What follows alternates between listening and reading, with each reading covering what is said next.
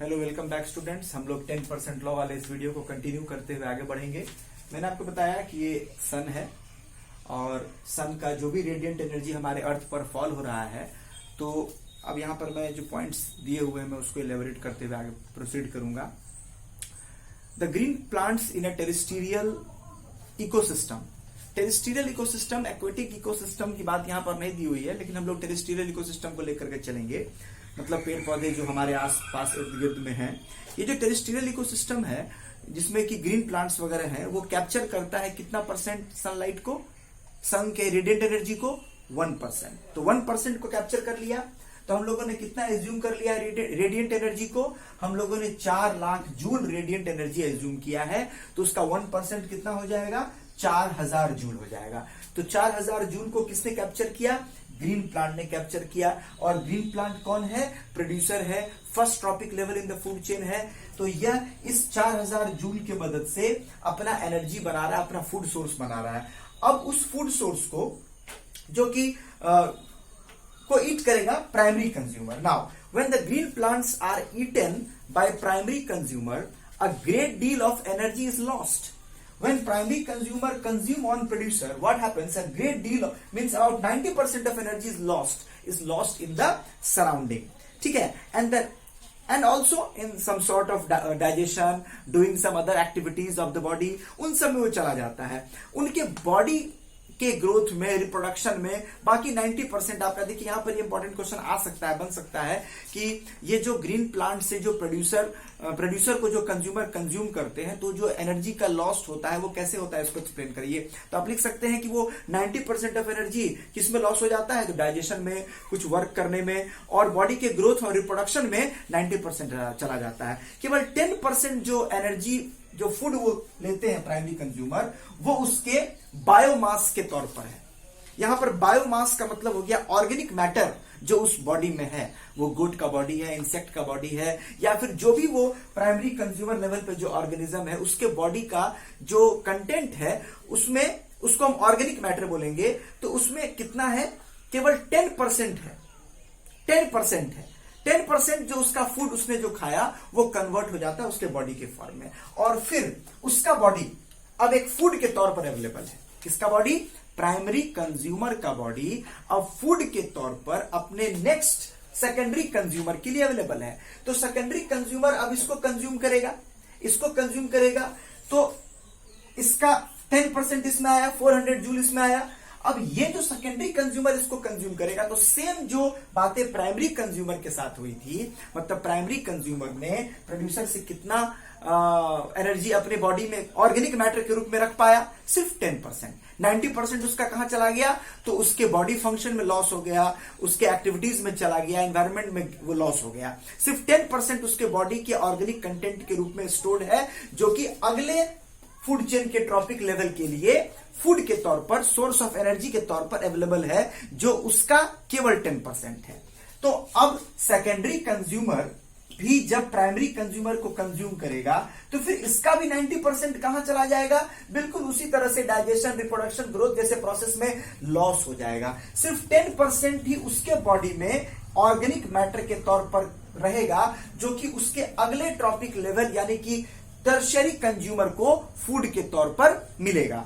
तो वो अब कितना हो गया, 400 जूल का कितना हो गया, 10%, तो 4 जूल हो गया। 400 जूल का 10% यहां पर कितना हो गया, 4। मतलब देख सकते हैं किस तरह से ग्रेट डील ऑफ एनर्जी, केवल 10% ही एनर्जी आगे की तरफ बढ़ रहा है, और बाकी 90% एनर्जी हर स्टेप पर लॉस हो जा रहा है। ठीक है, तो अब अगर हम देखा जाए तो टर्शियरी कंज्यूमर की हम बॉडी को जरा अगर देखें, उसके ऑर्गेनिक मैटर को देखें, तो वह इसका 10% है, 4 जूल का 10% है।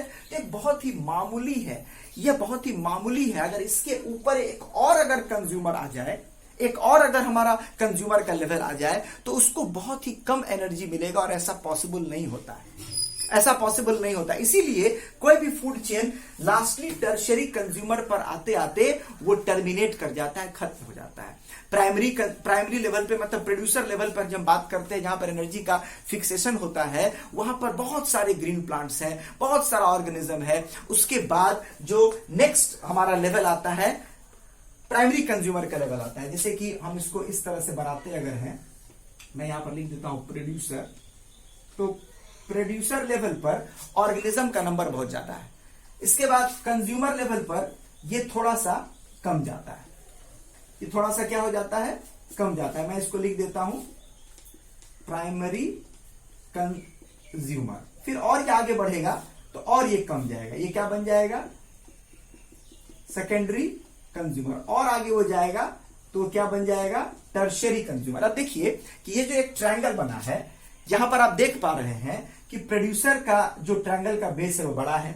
ये बड़ा बेस इस बात को दर्शा रहा है, इस बात को बता रहा है कि प्रोड्यूसर लेवल पर नंबर ऑफ ऑर्गेनिज्म ज्यादा होंगे। यहां से जो फूड का जो सोर्स होगा प्राइमरी लेवल को जब मिलेगा, इस प्राइमरी कंज्यूमर को जो मिलेगा, तो थोड़ा सा नंबर इसका कम हो जाएगा। सेकेंडरी कंज्यूमर में देखिए आप यहां पर ऑर्गेनिज्म की संख्या और कम हो जाएगी, ऑर्गेनिज्म का नंबर और कम हो जाएगा, और टर्शियरी लेवल पर ऑर्गेनिज्म और कम हो जाएंगे। तो ऑर्गेनिज्म ग्रेजुअली ऊपर की तरफ, प्रोग्रेसिवली ऊपर की तरफ कम क्यों हो रहे हैं, क्योंकि हम देख सकते हैं कि ज्यादा एनर्जी लॉस हो जाने के कारण जो ऑर्गेनिक मैटर इनके बॉडी में वो कंटेन है, वो एनर्जी को बहुत कम होल्ड करता है। तो अगर जैसे जैसे ऊपर जाएंगे वैसे वैसे अगर ऑर्गेनिज्म ज्यादा होगा, ऑर्गेनिज्म का नंबर अगर ज्यादा होगा, तो फिर उनको सर्वाइवल के लिए प्रॉपर फूड नहीं मिलेगा। आपको ऐसा लगता होगा ना, ह्यूमंस तो बहुत सारे हैं, सारा नंबर इनका ज्यादा है, लेकिन देखिए ये एक तरह का इम्बैलेंस है। आप भी समझते हैं, इस बात को आप मान के चलिए, इस बात को बिल्कुल आप जान करके चलिए सवाल के दृष्टिकोण से या फिर नॉलेज के भी दृष्टिकोण से, कि जिस अगर हम किसी फूड चेन की बात करते हैं तो जो उसका लोअर ट्रॉपिक लेवल होता है वहां पर ऑर्गेनिज्म ज्यादा है, वहां पर एनर्जी ज्यादा है। जैसे हम लोग उसके आगे के लेवल्स में प्रोसीड करते हैं तो फिर वहां पर ऑर्गेनिज्म का नंबर धीरे धीरे धीरे कमता जाता है, और फाइनली टर्शियरी लेवल पर वो हमारा ऑर्गेनिज्म का जो ट्रायंगल है, वो ट्रॉपिक लेवल का जो ट्रायंगल है वो टर्मिनेट कर जाता है, आगे वो प्रोसीड नहीं करेगा, उसमें नंबर ऑफ ऑर्गेनिज्म क्या हो जाएंगे, कम हो जाएंगे। There are generally greater number of individuals at the lower trophic level of an ecosystem. Lower trophic level में ऑर्गेनिजम्स का नंबर ज्यादा होगा, हायर ट्रॉपिक लेवल में ऑर्गेनिज्म का नंबर कम होगा।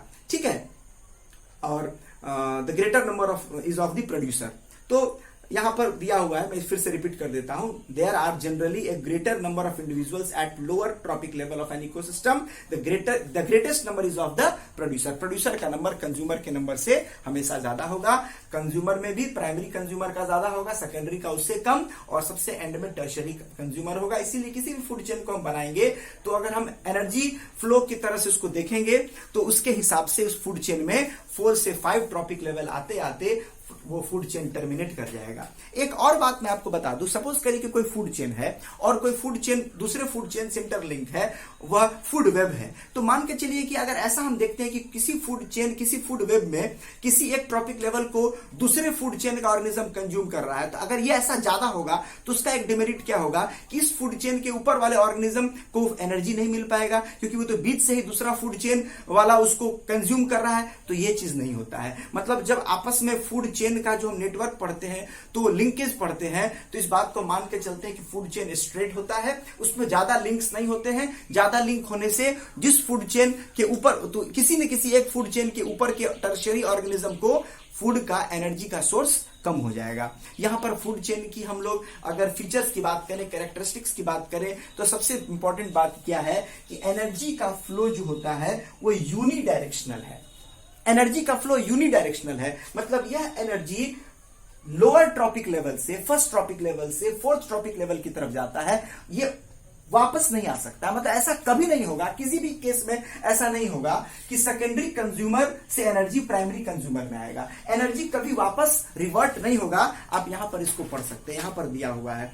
ठीक है, the energy that is captured by the autotroph does not revert back to the solar input. मतलब यहां से वापस नहीं जाएगा, किसी भी स्टेप पर वो पीछे नहीं होगा, हमेशा वो आगे की तरफ प्रोसीड करेगा। ठीक है, हमेशा वो क्या करेगा, आगे की तरफ प्रदर्शित करेगा। प्रोड्यूसर से सोलर इनपुट में नहीं जाएगा, प्राइमरी कंज्यूमर से प्रोड्यूसर में नहीं आएगा, सेकेंडरी से प्राइमरी में नहीं आ सकता है, टर्शियरी से सेकेंडरी में नहीं आ सकता है। ये जब जाएगा तो प्रोग्रेसिवली ऊपर की तरफ बढ़ेगा और यहां पर 99% का लॉस होगा, उसके बाद हर स्टेप पर 10% का लॉस होता हुआ चला जाएगा। इसीलिए इसको 10% लॉस की तरह से हम लोग देखते हैं। ठीक है, आप इसको कोई और डाटा लेकर के भी बना सकते हैं। इस वीडियो को आप समझिए, दिक्कत होगी तो मैं फिर आपको बताऊंगा।